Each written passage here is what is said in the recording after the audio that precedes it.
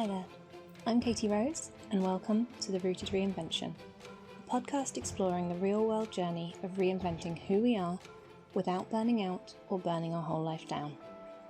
I teach people how to make lasting change by melding my Masters of Neuroscience and my Cognitive Therapy qualification with common self-help tools, spiritual concepts, and my personal experience. Because being yourself doesn't need to feel so damn hard. To get more information on podcast episodes, please visit rootedreinvention.com/podcast.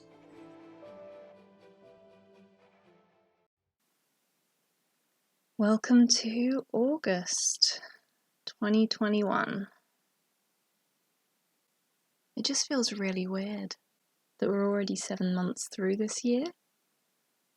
And this is one of those things that I don't think about until I have to remember or comment on the date. So I'm actually recording this on Sunday the 1st of August, so a couple of days before you get this. And it's just hit me that it's August, and that's just such an odd feeling. And thinking back to this time last year or even 2 years ago just feels so long ago.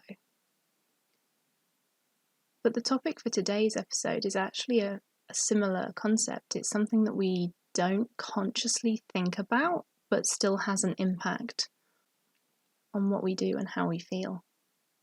And that is the silent to-do list. So I first heard about this on YouTube, and it was from the Minimalist Mom channel. So I will link that in the show notes if you want to see what kind of sparked the idea.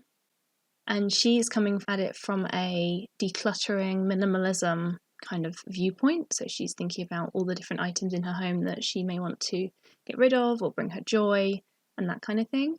But I experienced this very similar or same concept with my mental to-do list, with my digital life, with my home and my environment and physical items, with the projects that I am working on. And I think that particularly for those of us who are drawn to reinvent our lives, to be our best selves, to map out our potential, whatever phrases that we want to use for ourselves, those of us who are seeking to improve and grow, we have an invisible to-do list like this that is influencing us every day. And I don't think a lot of us are aware of it, which means we can't control it or do very much about it. The original concept that Minimalist Mum talks about comes from a book called Goodbye Things by Fumio Sasaki, which talks about how items in the home send out a message. And this is, when I see the plant, I think, oh, I need to water that plant. When I see an empty wrapper on the table, I think I need to put that in the bin and tidy that up. When I see a piece of post, I think I need to open that, file that, deal with that.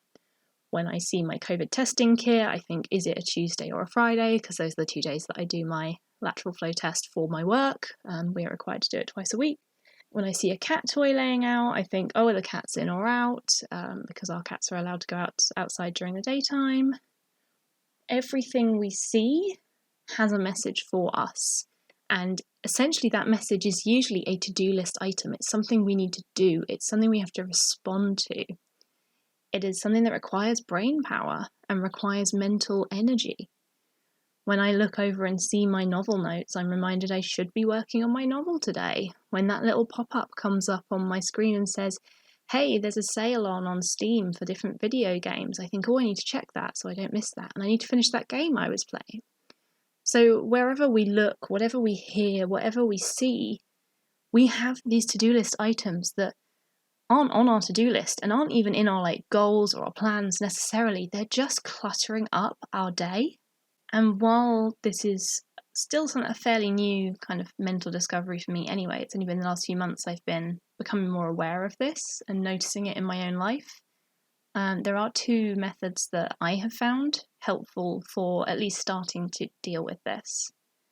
The first of which is to write it down. So literally get it out of your head and put it on paper, on your phone, on your Notion, whatever it is that you use to organize your tasks, adding it to sort of the to-do list so it's no longer in your head can help relieve the pressure of kind of that mental energy. And this is a concept based around a cognitive therapy tool called worry management, where you would, if you're experiencing a lot of worries, you would, every time you had a worry, you would write it down, and then you would distract yourself, and then you would come back to it at an allotted worry time. So what I'm looking at doing here is taking away the consistent bombardment of you need to do this and this and this and this, and you haven't done that, and you haven't done that, and you haven't done that, that is just bombarding us throughout the day, putting it on a list, and then either putting it into a system so it gets done automatically throughout the week or the month as part of your kind of routine and goals, or having it as a more physical to-do list that you can then refer back to get those things done.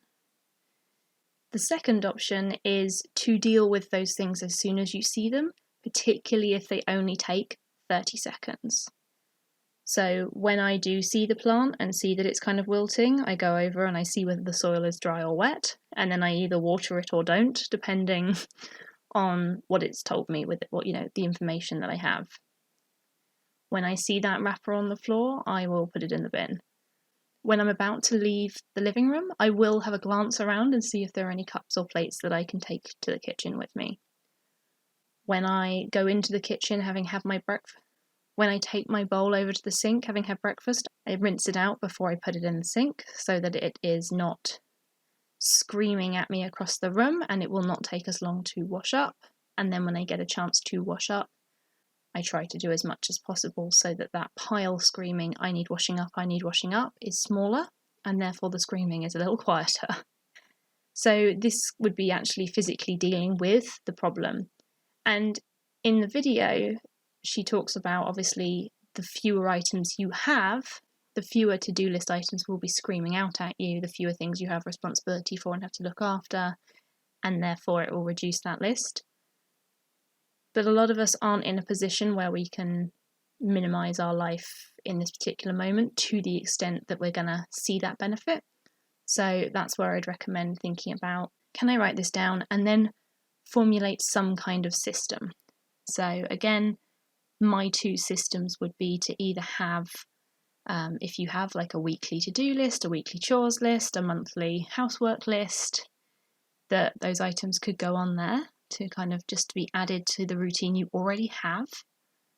You could add them to a daily routine. So if you brush your teeth and then you do a 10-minute tidy and then you clean your sink so that it's empty before bed, can you add one extra thing onto this so that your plants are always watered, and move it into your routine and your daily systems?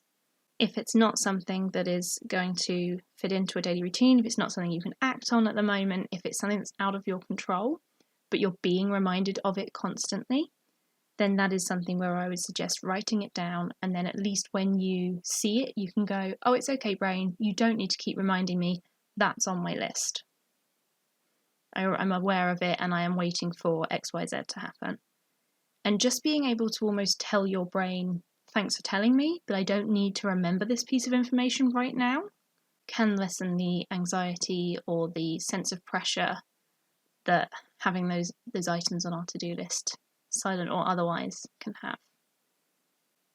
It can also be helpful if you are noticing these kind of invisible to-do list items to consider if you can delegate them to other people, to think about, does this need doing? Does this need to be in my space? Do I need to have this in my living room, or could this go by the front door if it needs to go out to the car? Are there ways you can actually physically move the tasks from your to-do list, mental or otherwise, to either be someone else's responsibility, so you're moving it to their to-do list, or moving it out of sight so that you can at least enjoy watching your film in the living room without having all of these reminders around you? And it might be that you want to look at incorporating these routines, so picking up all the clothes that are on the floor every evening before you go to bed, so that when you wake up in the morning, you have a nice tidy bedroom to wake up to. And again, once you're aware of this, are there things you can do to avoid future you having more items on that silent to-do list? So actually, when I take my bowl to rinse it in the sink. Could I just wash it up there and then? When I go to leave the room and I look around and see that there are 2 mugs and a plate, can I go down and wash those up so that those to-do list items are already done, so that tomorrow me doesn't have to deal with a massive pile of washing up, for example? If you'd like to know more about managing different projects, I will link my How to Finish Projects for People Who Start Everything course in the show notes. And I also have an article about creating systems that work for you. So thinking about, if you need to go from A to B to C, how can you do that efficiently without having to completely overthink everything? And I will share that link also in the show notes. As with a lot of the things I talk about, these are just tools to have in your toolkit. We are all different. Not everything that works for me will work for you, and not everything that I experience you will experience. If you are someone who doesn't ever notice the clutter in your house and doesn't live with other people who are frustrated by it, or doesn't really have that kind of thing, then this might not be a relevant tip for you. Equally, I think we all experience worries, negative messages, things that we might then be impacted by or dwell on. And just knowing that you can write it down, or that we can problem solve it by putting it into a routine, can give us back that sense of control and a little bit of power over our lives. And at the end of the day, we all have so much more power than we're ever taught that we have, or taught how to use. And that's the reason this podcast exists.